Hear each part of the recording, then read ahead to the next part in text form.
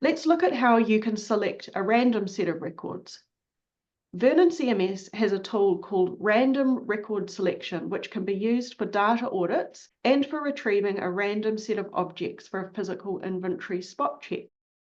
You can go to Tools, Utilities, Random Record Selection. You enter the file that you're interested in, such as the object file. You can restrict the selection to a specific list, and then you can enter the exact number of records that you want to open or a percentage.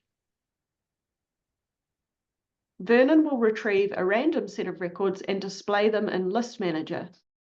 You can then click the Window button to open the records in a browse list, or click the Report button to open the reporting tool.